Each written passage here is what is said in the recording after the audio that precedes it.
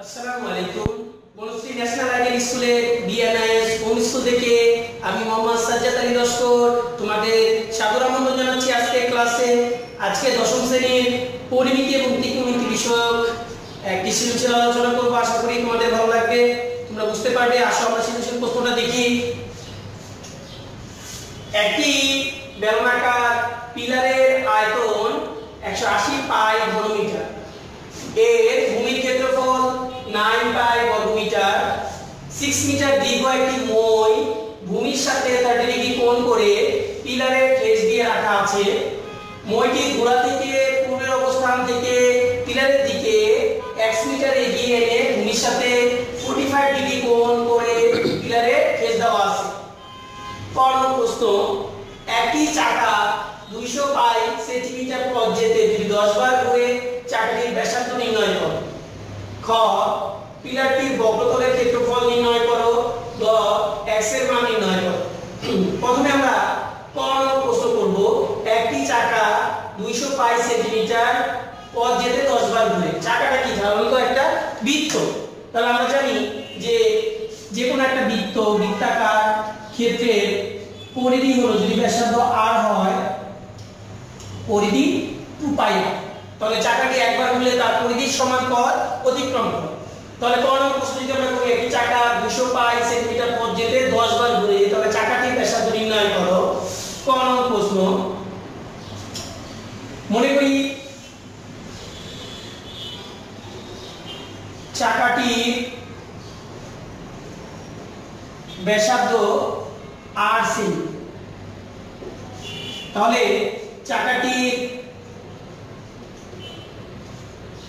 পরিধি 2 পাই r semi. তাহলে যেহেতু চাকাটা 10 বার ঘুরে, আমরা জানি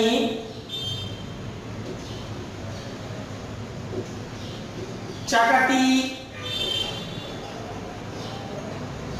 একবার ঘুরলে এর পরিধির সমান পথ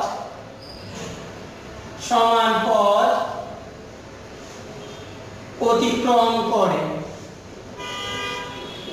তাহলে সুতরাং চাকাটি 10 বার ঘুরলে অতিক্রম করে 10 ইনটু একবার ঘুরলে করে 2 পাই r, পরিধির সমান। পরিধি ছিল 2 পাই r সেন্টিমিটার, তাহলে 10 বার ঘুরলে কি হবে? 10 ইনটু 2 পাই r সেন্টিমিটার। তাহলে 10 গুণে 20, 20 পাই r সেন্টিমিটার। আমাদের প্রশ্নে দেওয়া আছে যে চাকাটি 200 পাই সেন্টিমিটার পথ যেতে 10 বার ঘুরে, তাহলে এই দূরত্ব সমান হবে আমাদের 200 পাই। তাহলে শর্ত মতে বা প্রশ্ন মতে 20 পাই r ইকুয়াল 200 পাই, বা r যদি আমরা রাখি এখানে 200 পাই ডিভাইডেড বাই 20 পাই। সুতরাং যদি কাটাকাটি করি, এখানে পাই পাই কাটা, আর 200 কে 20 দিয়ে কাটলে আমরা পাবো 10। তাহলে r ইকুয়াল 10। তাহলে আমরা r এর মান পেলাম। r হলো কি? চাকাটির ব্যাসার্ধ। তোমাদের বলছে যে চাকাটির ব্যাসার্ধ নির্ণয় করো। তাহলে সুতরাং চাকাটির ব্যাসার্ধ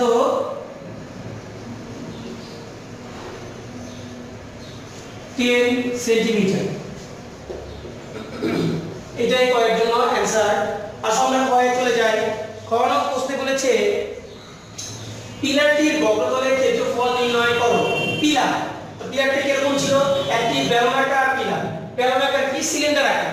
দেখো আমরা চিত্রের দিকে যদি খেয়াল করি, পিলারটা এটা মনে করি আমরা, এটা একটা বেলনাকার বা সিলিন্ডার আকার পিলার, যার উচ্চতা যদি h হয় আর ভূমির ব্যাসার্ধ যদি r হয়, তাহলে এই ভূমির ক্ষেত্রফল, ভূমি একটা বৃত্ত, তাহলে ভূমির ক্ষেত্রফল হবে পাই r স্কয়ার বর্গ একক। আর আমাদের দরকার হবে বক্রতলের ক্ষেত্রফল। বক্রতলের ক্ষেত্রফল সমান 2 পাই r h বর্গ একক, এবং সিলিন্ডারের আয়তন হবে পাই r স্কয়ার h বর্গ একক। বক্রতল বলতে আমরা শুধু এই অংশটুকু বুঝবো, এই বাঁকানো অংশটুকুর ক্ষেত্রফল নির্ণয় করব। এখানে ভূমি দুইটা যে আছে, বৃত্ত, এই বৃত্তের দুইটা ক্ষেত্রফল বাদ যাবে।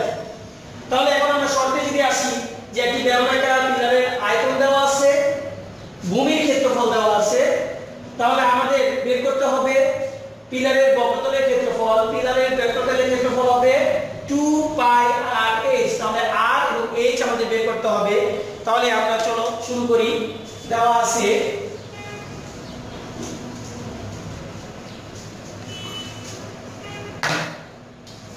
খ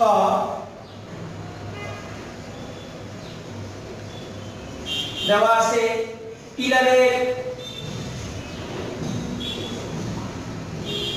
আয়তন 180 পাই ঘনমিটার, পিলারের ভূমির ক্ষেত্রফল দেওয়া আছে 9 পাই বর্গ মিটার। যেহেতু পিলারে আমরা ভূমির ব্যাসার্ধ এবং উচ্চতা জানি না, আমরা ধরে নিব যে ধরি পিলারের উচ্চতা h মিটার এবং ভূমির ব্যাসার্ধ r মিটার। তাহলে ভূমির ক্ষেত্রফল কত হবে? তাহলে ভূমির ক্ষেত্রফল আমাদের সূত্র আছে পাই r স্কয়ার বর্গ একক। সুতরাং পিলারের ভূমির ক্ষেত্রফল পাই r স্কয়ার বর্গ মিটার, যেহেতু এখানে মিটার লিখেছি তাহলে এখানে হবে বর্গ মিটার। এবং পিলারের আয়তন আমাদের সূত্র রয়েছে পাই r স্কয়ার বর্গ ঘন একক। তাহলে পিলারের আয়তন পাই r স্কয়ার h ঘন মিটার। তাহলে আমরা দেখতে পাচ্ছি যে আমরা পিলারের উচ্চতা h এবং ভূমির ব্যাসার্ধ r ধরার পর পিলারের ভূমির ক্ষেত্রফল এবং পিলারের আয়তন বের করলাম। আমাদের সৃজনশীল প্রশ্নে আয়তন এবং ক্ষেত্রফল দেওয়া আছে, সেটাতে আমরা তুলনা করব। তাহলে তুলনা করলে আমরা পাই কি যে পিলারের ভূমির ক্ষেত্রফল পাই r স্কয়ার আর ভূমির ক্ষেত্রফল আমাদের দেওয়া আছে 9 পাই। তাহলে শর্ত মতে আমরা লিখতে পারি শর্ত মতে পাই r স্কয়ার ইকুয়াল 9 পাই, এটা একদম ধরি আমরা। এবং আয়তন পাই r স্কয়ার h সমান সমান আমাদের রয়েছে 180 পাই, এটা আমরা 2 নং ধরি। তাহলে 2 নংকে যদি আমরা 1 নং দ্বারা ভাগ করি, যে 2 নংকে 1 নং দ্বারা ভাগ করে পাই, ভাগ করে কি পাবো আমরা? Pi r square h divided by pi r square, আর এখানে হবে 180 পাই ডিভাইডেড বাই 9 পাই। যদি আমরা কাটাকাটি করি, কাটাকাটি করলে পাই পাই কাটা r স্কয়ার কাটা h থাকবে, এখানে পাই পাই কাটা 9 আর 180 কে 9 দিয়ে ভাগ করে 20 হবে। তাহলে এখানে h ইকুয়াল টু আমরা পাবো 20। তাহলে h টা ছিল কি? ভূমির উচ্চতা, এই সিলিন্ডারের উচ্চতা। এখন আমরা ভূমির ব্যাসার্ধ বের করব। আমরা যদি এই দিকে করি তাহলে h এর মান যদি আমরা 1 নং এ বসিয়ে দিই, h এর মান 1 নং এ বসিয়ে পাই, h এর মান 1 নং এ যদি আমরা বসাই তাহলে পাই 2 নং এ বসাই, 2 নং এ বসাইলে ভালো হবে। 2 নং এ বসাই, h এর মান 2 নং এ বসিয়ে পাই, তাহলে পাই পাই থাকবে r স্কয়ার h এর মান 20 ইকুয়াল 180 পাই, বা r স্কয়ার ইকুয়াল 100 পাই 80 পাই ডিভাইডেড বাই 20 পাই, বা r স্কয়ার ইকুয়াল, যদি আমরা কাটাকাটি করি তাহলে 9 হয়। সুতরাং r ইকুয়াল টু 3। তাহলে ভূমির ব্যাসার্ধ পেলাম 3, উচ্চতা পেলাম 20। তাহলে এখন আমাদের বের করতে বলেছে পিলারের বক্রতলের ক্ষেত্রফল। তাহলে আমরা পিলারের বক্রতলের ক্ষেত্রফল জানি 2 পাই r h। তাহলে আমরা যদি এখানে করি, সুতরাং পিলারের বক্রতলের ক্ষেত্রফল 2 পাই r h বর্গ একক সমান 2 ইনটু পাই এর মান বসাই দিই 3.1416, আর এর মান আমরা একটু পেলাম 3। তাহলে 3 বসাই, h এর মান পেলাম আমরা 20 বর্গ সেমি হয়ে যাবে, যেহেতু সেমি মিটার আছে এখানে, তাহলে মিটার বর্গ মিটার। যদি আমরা ক্যালকুলেটরে এটাকে আমরা ক্যালকুলেশন করি তাহলে আমরা পাবো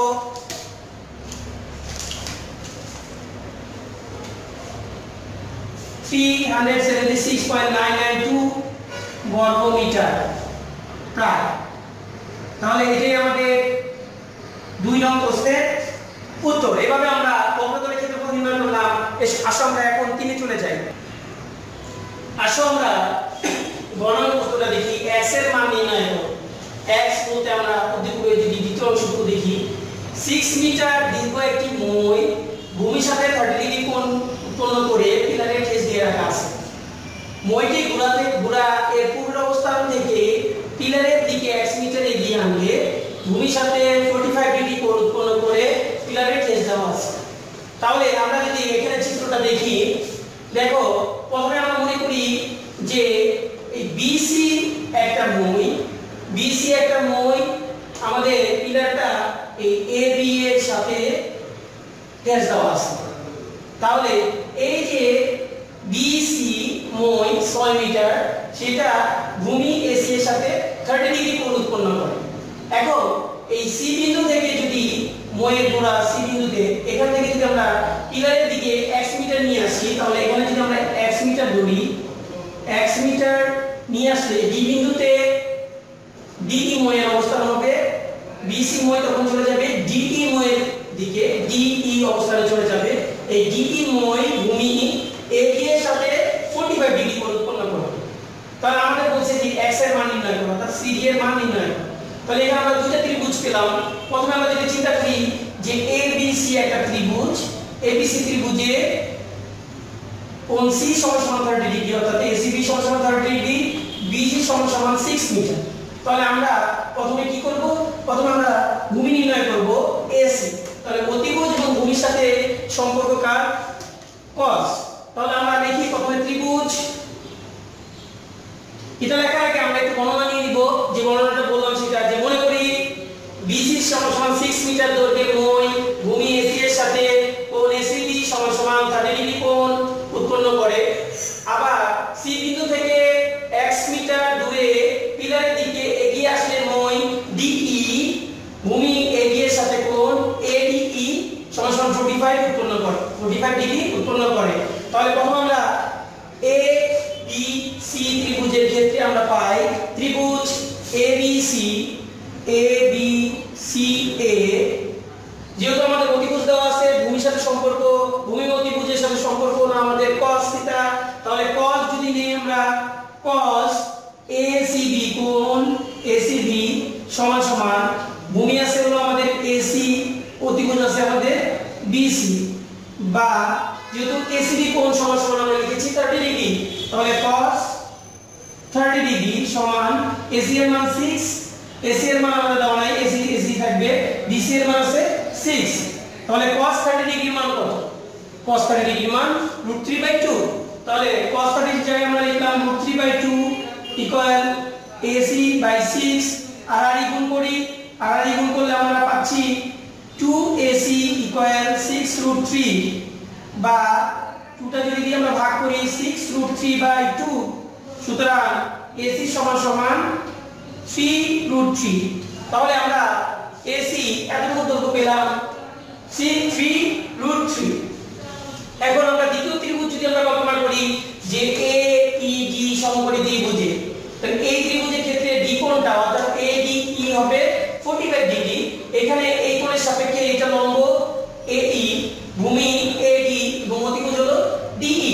তাহলে অতিভুজ আমরা এই ক্ষেত্রেও কি, যেহেতু মইয়ের তো দৈর্ঘ্য পরিবর্তন হয় নাই, তাই এটাই হবে কি 6 মিটার। তাহলে অতিভুজ আছে, আমরা যদি এই AD বের করি তাহলে ভূমির সাথে সম্পর্ক দেখাই। আবার আমরা cos দিয়ে করব। এখন ত্রিভুজ যদি আমরা নেই ADEA cos কোণ ADE সমান ভূমি আছে AD, অতিভুজ আছে ADE। তাহলে cos ADE সমান ছিল কত? 45 ডিগ্রি। তাহলে cos 45 ডিগ্রি, AD এর মান আমাদের জানা নাই, DE সমান আমরা জানি 6, cos 45 ডিগ্রির মান কত cos 45 ডিগ্রি মান 1/√2 তাহলে 1/√2 ইকুয়াল AD/6 বা আর ইকুয়াল করলে √2 * AD ইকুয়াল 6 বা AD সমান 6/√2 এখানে যদি আমরা একটু কাটাকাটি করি AD সমান এটাকে আমরা ভাগ করলে আমরা পাবো 3√2 এখানে আমরা 3 * 2 লিখতে পারি 2 কাটলে √2 দিয়ে যদি 2 কে কাটি তাহলে √2 থাকবে 3 টা থাকবে তাহলে আমরা দেখো AD পেলাম কতটুকু এতটুকু পেলাম আমরা 3√2 আর ফুল পেলাম আমরা কত ফুল পেয়েছি আমরা 3√3 তাহলে আমরা AC থেকে যদি আমরা AD বাদ দিয়ে দিই বিয়োগ করে দিই তাহলে আমরা পাবো কত CD অর্থাৎ x এর মান পাবো তখন আমরা লিখতে পারি সুতরাং CD সমান আমরা লিখতে পারি AC বিয়োগ AD তাহলে AC ছিল আমাদের কত AC পেলাম আমরা 3√3 মাইনাস AD এর মান পেয়েছি আমরা 3√2 যদি আমরা ক্যালকুলেটরে এটা বের করি তাহলে আমাদের মান আসবে 0.9535 তুমি দুই ধরে রাখতে পারো তাহলে এটা কি x এর মান CD যেহেতু x ধরেছি তাহলে আমরা x ধরতে পারি সুতরাং x ইকুয়াল এত তাহলে আমাদের গ বলেছে কি x এর মান নির্ণয় করো তাহলে নির্ণয় মান এখানে যেহেতু আমরা দশমিক রাখছি তাই লিখব নির্ণয় মান x = 0.95 যেহেতু আমরা এটা মিটার আছে তাহলে এটা হবে মিটার তাহলে এভাবে আমরা ঘন প্রশ্নটা করব দেখো আবার একটু খেয়াল করো যে আমরা যে চিত্রটা করলাম অঙ্কটা করলাম সেখানে আমাদের CD এর মান x এর মানটা আসলো 0.95 প্রিয় শিক্ষার্থী এভাবে তোমরা বাসায় বেশি করে অনুশীলন করা শিখুনছি ইনশাআল্লাহ ভালো করতে পারবে আগামীতে দেখা হবে এই অঙ্কটা তোমরা এসডব্লিউ খাতায় করবে এসডব্লিউ খাতায় করে ওইবারে জমা দিবে আমাদের স্কুলে আশা করি ভালো থাকবে আল্লাহ হাফেজ